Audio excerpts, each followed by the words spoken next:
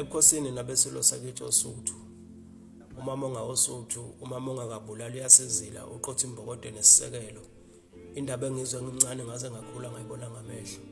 Namhlanje ngithe ake sincinde umunwe ake siphenye ikhasi. Ke sibuke lapha na esizwe samabhaca. Ke sithi nqampu ngenkosi yawo uMansikane. Abantu bakwaZulu labo batholakala kwaBhaca la kuyixobo khona ikomzimkhulu iMatatela iHarding naKommon Frere. Kusengabantu bakwaZulu oMageba abatholakala kwaZulu impela. Labantu babuye baziwe ukuthi abakwaMansikane noma amaBhaca. uMansikane lona wayenkosi yabo eyabusa ngesikhathi sikaMjokwane kaNdaba nangesikhathi seLembe. Lesi sibongo sakaMansikane sihlukene kabili. Kukhona amaZelemu kanye namawusha. Abasemazelemini bawuzalo lukaZelemu owabe indodana kaDidi owayebuya yaziwe ngeNkalufulenja. uLufulenja wayengenye amadodana kaZulu kaMalandela, uZulu lo ongumne wabo kaQwabe, lo wazala abantu bakaQwabe. Abasemawusheni nokuyindle encane yalesizwe bona babezalwa nguWushe, naye wayindodana kaDidi kaZulu. Abantu bakwaZulu endulo sibathola bakhe babananga.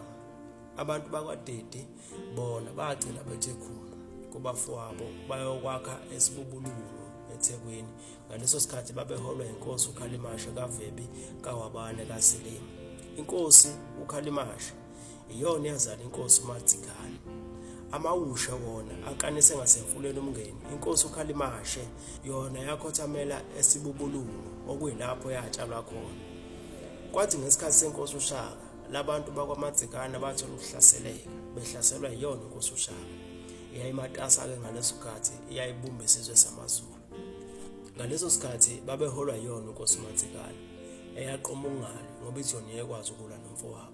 Yagcina ithathe isizwe sayo yaphikelela kwelaMampondo enkosi uFako. iLembe namabuthalo layilandela lenkosi laze layithola eMzimvubu. Inkosi uMansikane yona yayiwukhokhovuke lenyanga. Yathi masibona ukuthi impi yenkosi uShaka isifikile yavele yahlanganisa izintele zayo yase nje ichela lapha ngaseMzimvubu. Nangempela impi yenkosi uShaka yaxakeka kwavele kwanenkungu nje engakaze izibonakala. Yaduka yangabisababona ukuthi bangapha bakwaMansikane. iLembe lagcina likhiphe amazwi ayethi asibayeke sebebhacile. Kusukela ngaleso sikhathi abakwaMansikane babizwa ngamaBhaca. Inkosi yakwaMansikane yabe isihlala kanjalo kuleyo ndawo yakhelana naMampondo nawo ayekahlaselwa yilona futhi iLembe. Kwahamba kwaqhamuka ezinye izizwe nazo zazozithela khona ngoba zazibalekela izimpi zakwaZulu.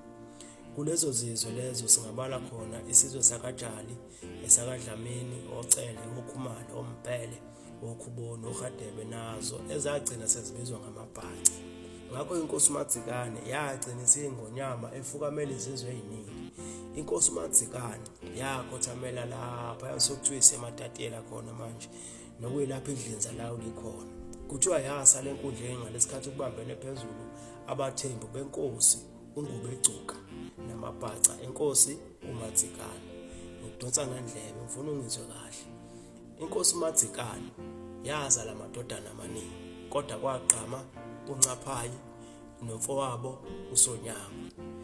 kuNcaphayi owathatha ngemva kokukhothama kwenkosi uMansikane.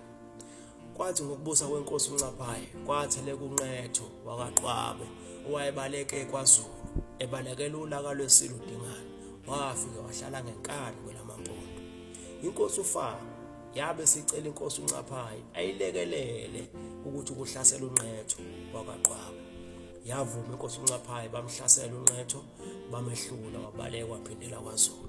Inkosi uNcaphayi nayo yasicela inkosi uFako ukuba imlekelele ukuhlasela abathembu benkosi uNgubengcuka. Leyo mpi kwase kuyimpi yokuzibinselela ngoba babebulala inkosi uMansikane eyayinguyise kaNcaphayi. Ngempela yavuma inkosi uFako bawahlasela amathembu bawehlula nje futhi izikhathi eziningana. Inkosi uNcaphayi yabuye yalwa namabhunu ayesemise kabi isizwe samaBhaca. Waqhubeka wahlasela uNdamashe kaFako owayebusa isizwe samaMpondo uyise sawaNhlanhla Mbalo kodwa eseluphele. Yathi ukuthela yathelwa ngamanzi inkosi yakaFako icasula inkosi uNcaphayi ngokuhlasela kwayindodana yayo uNdamashe.